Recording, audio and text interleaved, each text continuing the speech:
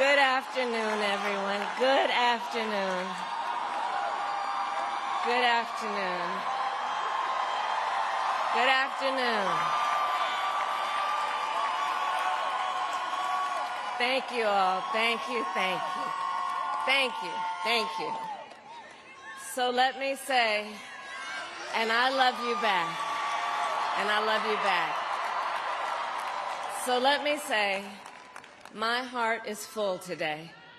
My heart is full today, full of gratitude for the trust you have placed in me, full of love for our country, and full of resolve. The outcome of this election is not what we wanted, not what we fought for, not what we voted for, but hear me when I say, the light of America's promise will always burn bright. As long as we never give up, and as long as we keep fighting.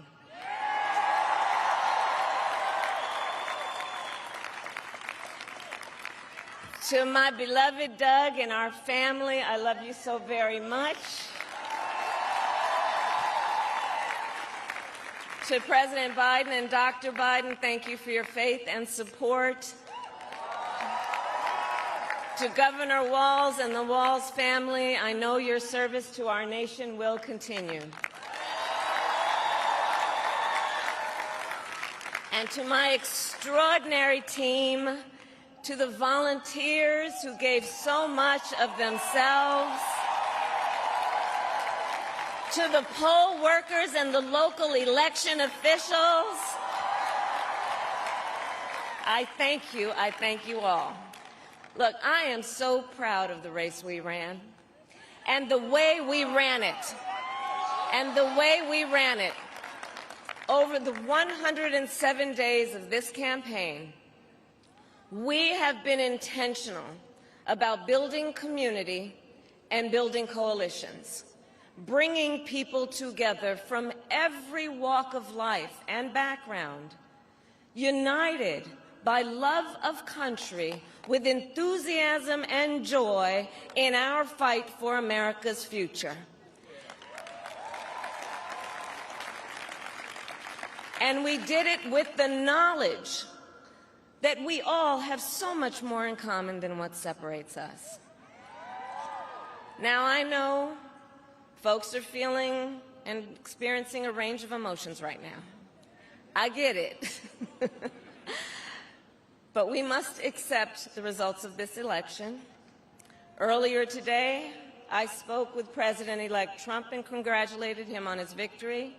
I also told him that we will help him and his team with their transition, and that we will engage in a peaceful transfer of power.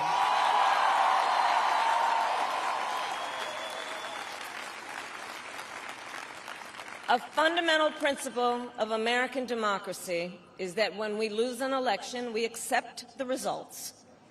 That principle, as much as any other, distinguishes democracy from monarchy or tyranny. And anyone who seeks the public trust must honor it.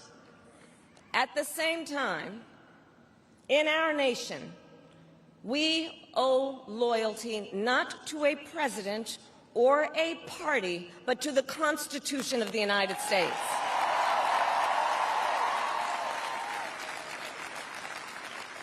And loyalty to our conscience and to our God.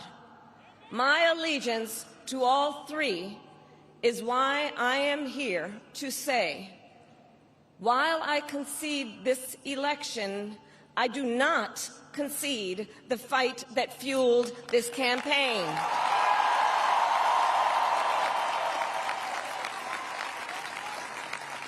The fight for freedom, for opportunity, for fairness, and the dignity of all people.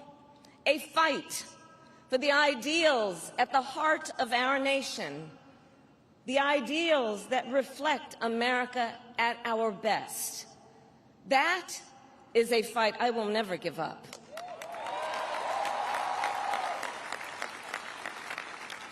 I will never give up the fight for a future where Americans can pursue their dreams, ambitions, and aspirations, where the women of America have the freedom to make decisions about their own body and not have their government telling them what to do. We will never give up the fight to protect our schools and our streets from gun violence. And America, we will never give up the fight for our democracy, for the rule of law, for equal justice, and for the sacred idea that every one of us, no matter who we are or where we start out, has certain fundamental rights and freedoms that must be respected and upheld.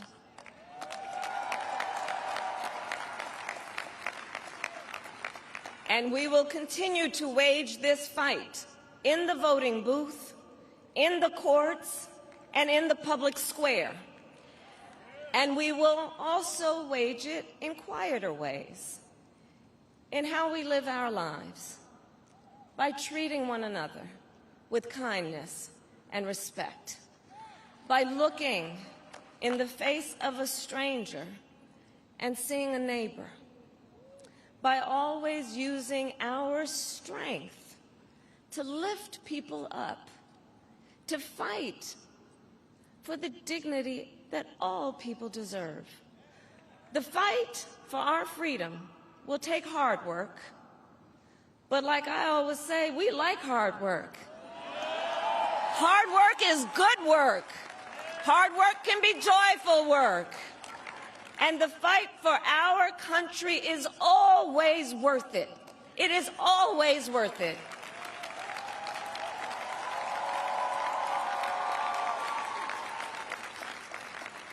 To the young people who are watching, it is...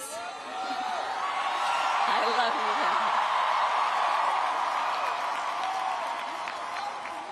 you. To the young people who are watching, it is okay to feel sad and disappointed, but please know it's going to be okay. On the campaign, I would often say, when we fight, we win. But here's the thing. Sometimes the fight takes a while. That doesn't mean we won't win. That doesn't mean we won't win. The important thing is don't ever give up. Don't ever give up. Don't ever stop trying to make the world a better place. You have power. You have power. And don't you ever listen when anyone tells you something is impossible because it has never been done before.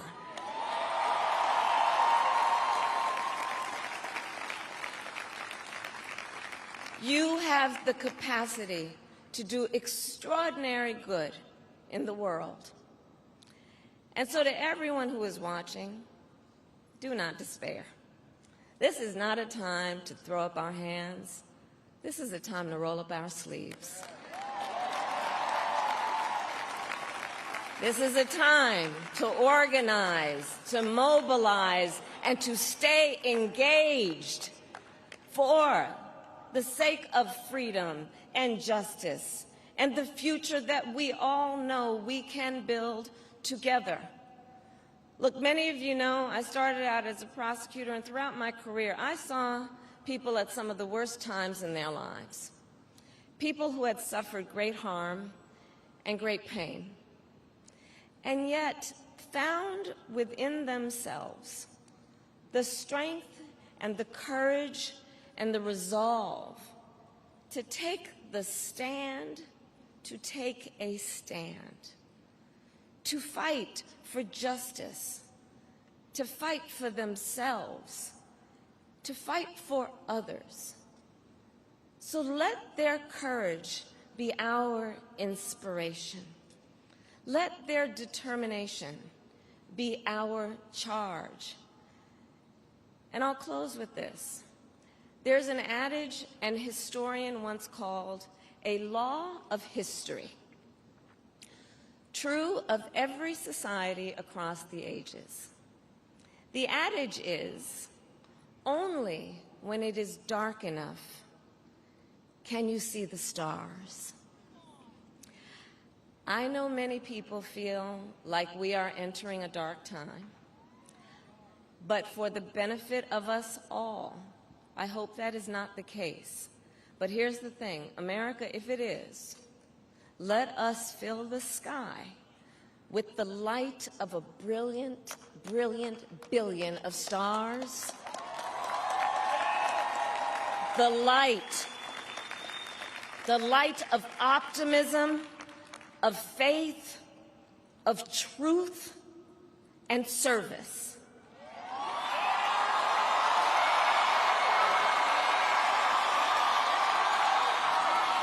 HU. And may that work guide us, even in the face of setbacks, toward the extraordinary promise of the United States of America. I thank you all. May God bless you, and may God bless the United States of America. I thank you all.